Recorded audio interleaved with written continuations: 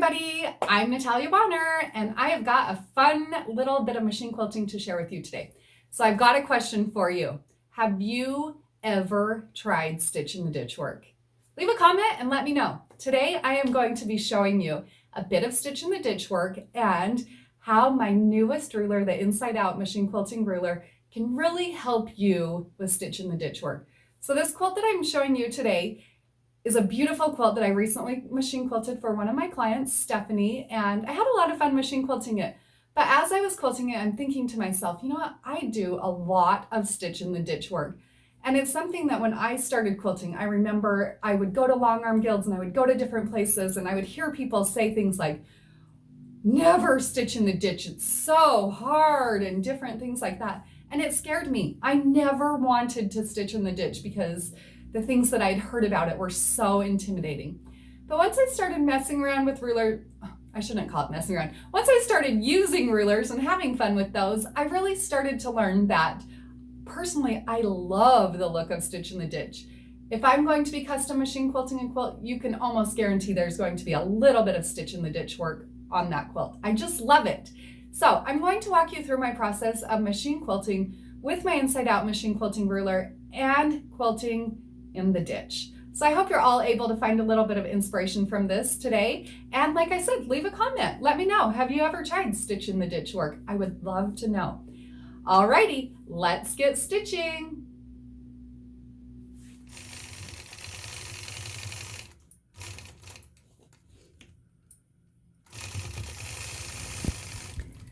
So as you can see here, I am using my Inside Out machine quilting ruler. Now, why is this ruler so helpful for stitch in the ditch, and why am I showing you this today? All right, well, I love the look of stitch in the ditch. Personally, I just feel like it's a nice way that I am able to give quilts a really nice finished custom look. With this particular quilt right here, you can see that the size of the piecing on these really small blocks is tiny. And I know that any motif that I quilt on there, I really want to make the piecing stand out. I want it to become the focal, not necessarily some motif that I quilt over those tiny blocks. That was a lot of work to piece those blocks, and they really deserve the attention. So as you can see here, on my Gamma machine, I have a ruler foot. Personally, I feel like using a ruler foot is really essential when it comes to machine quilting with rulers. A ruler foot is the type of foot that I have here. You can see that it's a thick foot. And the other really awesome thing with ruler feet for machine quilting, now most of them are made so that from your needle position to the outside of the foot is 1/4 of an inch. The ruler that I'm using here, the Inside Out machine quilting ruler, which is available for purchase on my website, pieceandquilt.com, has these great little notches on the ends of the ruler. Those notches are 1/4 of an inch out, or 1/4 of an inch in, whatever you want to call it. And with those little notches there, you'll see as I'm stitching that I'm lining those notches up right with the seam that I want my stitching to go in, right along that ditch. So what I do, I line up my ruler so it's near the end, and then slowly stitch along, keeping my ruler nicely lined up. There are times when I do have to adjust. You know, piecing isn't always absolutely perfect. This is cotton most often that we're working on, and it can distort a little bit. So there are times when I need to adjust, but that's okay. We're quilters. We can do that. We can adjust. So I'll simply adjust a little bit where necessary. But if I line up that ruler so that the seam line intersects those little notches, stitch to about that point, and then slowly adjust, I can end up with some pretty awesome stitch in the ditch work. Now, obviously, stitch in the ditch work can be done with other rulers, with straight line rulers.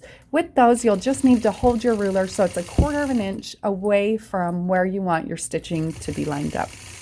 Now, I love this quilt here that I'm quilting on, and I hope that you guys love it as much as I do. You can see a little sneak peek of the quilting here, some of the fun work that I did do on it. At the end of the video, I will show you an image of the quilt after the machine quilting was complete.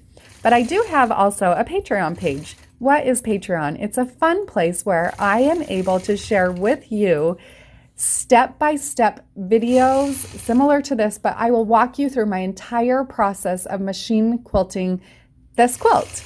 or lots of other quilts. There's a lot of videos over there you can check out. So it is a subscription service. You can hop over there, check it out. We've got links below in the description. And I've got videos that I will walk you step by step through my process, you know, even the design process, how I decide how I'm going to machine quilt a quilt. If you are interested in any of the products that I am using today, the batting that I'm using, 1 layer of Quilter's Dream wool, is what I'm using here. And the threads, the So Fine on the top. Obviously, I'm using multiple colors on this quilt. And bottom line thread on my bobbin. You can pick all those up on our website, peaceandquilt.com. Like I said, leave a comment. Let me know if you've ever tried Stitch in the Ditch work before.